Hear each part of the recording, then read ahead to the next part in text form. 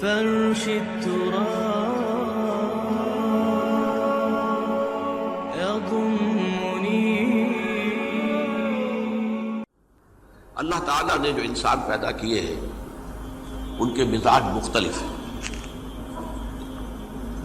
ان میں کچھ لوگ ہوتے ہیں جو قوی ہوتے ہیں ارادے کے، جو فیصلہ کر لیا ڈٹ گئے.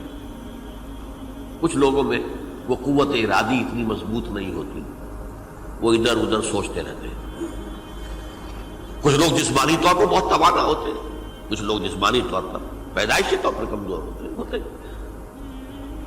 تو اگر کوئی قوت ارادی کمزور رکھنے والا شخص ہے، وہ بھی تو اللہ کی تخلیق ہے، اللہ کا بندہ ہے، خطاؤں کا ظہور ہو جاتا ہے، توبہ کرتا ہے، پھر کچھ عرصے کے بعد پھر خطا کا ظہور ہو جاتا ہے، پھر توبہ کرتا ہے. تو ہم تو یہ سمجھیں گے کہ ایک حد کے بعد پھر اس کی توبہ قبول نہیں ہونی چاہیے. لیکن حدیث سنیے. وعن ابی ہریرہ رضی اللہ تعالی عنہ قال قال رسول اللہ صلی اللہ علیہ وسلم ان عبدا اذنب ذنبا، یقیناً ایک بندہ جو ہے وہ ایک گناہ کرتا ہے. فقال، پھر وہ کہتا ہے رب، اے میرے پروردگار، اذنبت فاغفر، مجھ سے گناہ ہو گیا ہے، مجھے معاف فرما دے. فقال ربہ، تو پروردگار یہ کہتا ہے اعلم عبدی ان لہ ربا یغفر الذنب ویاخذ بہ، میرا یہ بندہ یہ جانتا ہے کہ اس کا ایک رب ہے جو گناہ معاف بھی کر سکتا ہے اور سزا دے بھی سکتا ہے. کیا معنی ہوئے؟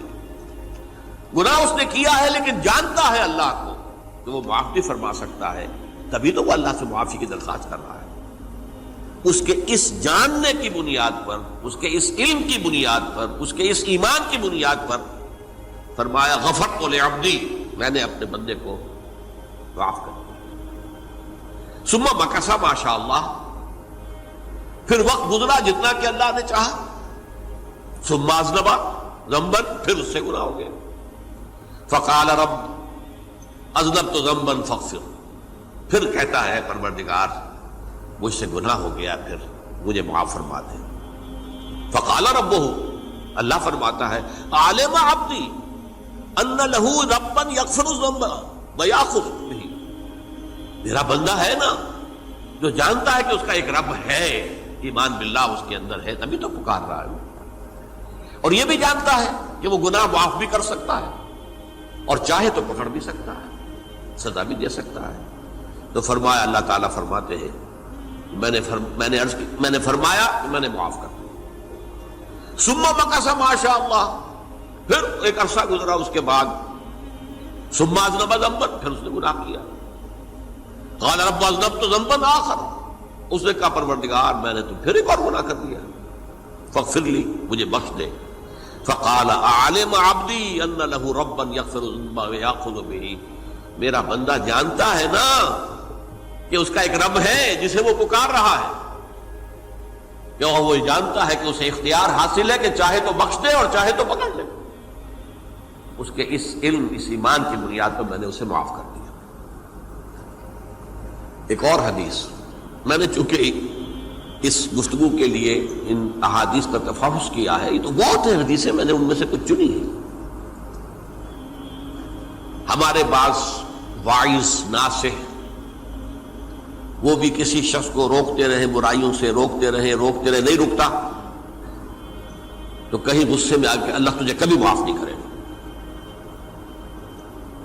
یہ کتنا بڑا جرم ہے، اس کا اندازہ کیجئے اس حدیث سے. تو میرے بندے کو میری رحمت سے مایوس کر رہے ہیں، کتنا بڑا جرم ہے، اس کا اندازہ کیجئے.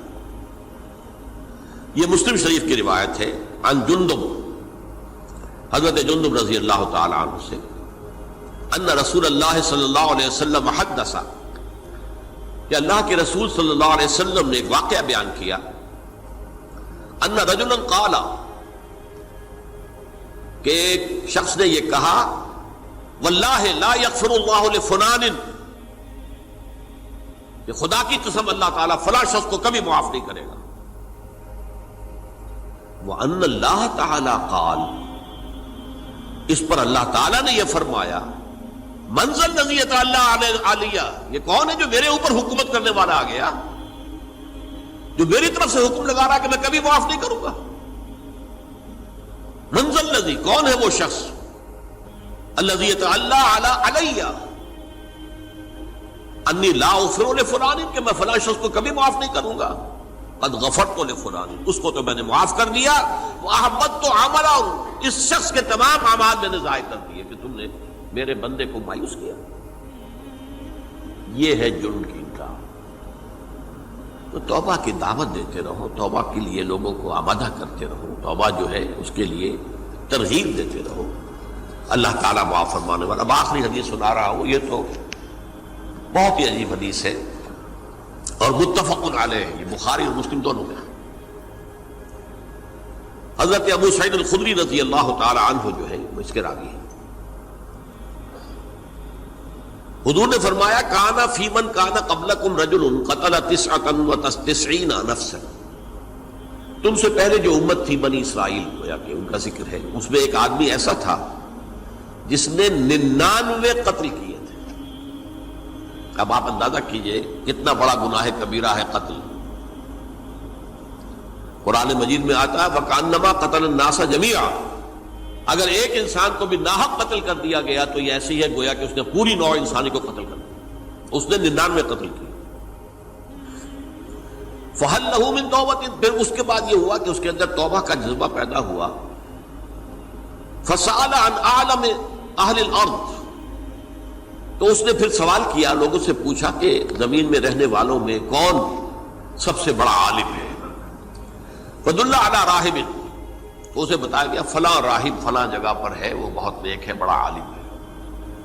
فَأَتَاهُ، وہ اس کے پاس آیا. فَقَالَ أَنَّهُ قَتَلَ 99 نَفْسًا فَهَلْ لَهُ مِن تَوْبَةٍ، انہوں نے کہا دیکھیے راہب صاحب، میں نے 99 انسان قتل کیے، اب مجھے یہ بتائیے کہ میرے لیے توبہ کا کوئی امکان ہے؟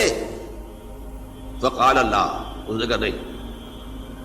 فقتلہ، اس نے اس کو بھی قتل کر دیا.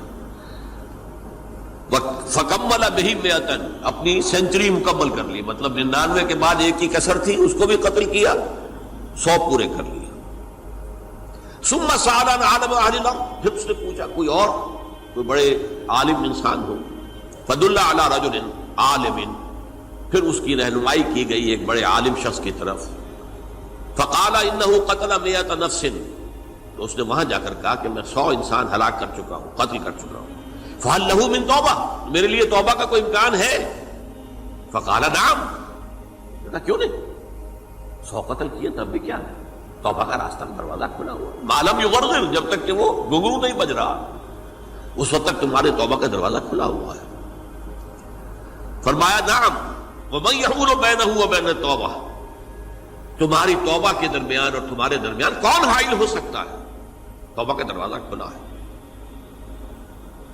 لیکن ساتھ ہی کہا انطلق الی ارض کذا و کذا، اب تم ایسے کرو جہاں تم رہتے ہو وہاں نہ جاؤ واپس، وہاں کا ماحول اچھا نہیں ہے، معاشرہ اچھا نہیں ہے، ہو سکتا ہے کہ تم توبہ پر قائم نہ رہ سکو، تم فلاں جگہ چلے جاؤ، وہاں اچھے لوگ آباد ہیں، ان میں جا کر رہو. فإن بها أناسا يعبدون اللہ تعالی، وہاں ایسے لوگ آباد ہیں جو اللہ کی بندگی کرتے ہیں. فاعبد اللہ معہم، تو تم ان کے ساتھ مل کر اللہ کی بندگی اور پرستش کرو. ولا ترجع الی ارضک، اپنی زمین کی طرف اپنے وطن میں واپس بن جاؤ. فإنها ارض سوء، وہ بری جگہ ہے. فانطلقا، تو وہ چل پڑا، ہجرت کر رہا ہے، اس جگہ جا رہا ہے جہاں کا راہب نے بتایا تھا. حتی اذا نصف الطریق، جب آدھا راستہ اس نے پورا کر لیا، اتاہ الموت، موت آ گئی. فاختصمت فیہ ملائکۃ الرحمت و ملائکۃ العذاب، اب وہ جہنم کے فرشتے بھی آ گئے اس کی جان قبض کرنے کو، اور جنت کے بھی آ گئے. فقالت ملائکۃ الرحمہ، رحمت والے جو فرشتے ہیں جنت والے، انہوں نے کہا جا تائبا مقبلا بقلبہ اللہ تعالی، یہ شخص توبہ کر کے اللہ تعالیٰ کی طرف ہجرت کر رہا تھا، اس لیے اس کی نیت کی بنیاد پر اب یہ جنتی ہے، لہذا اس کی روح ہم قبض کریں.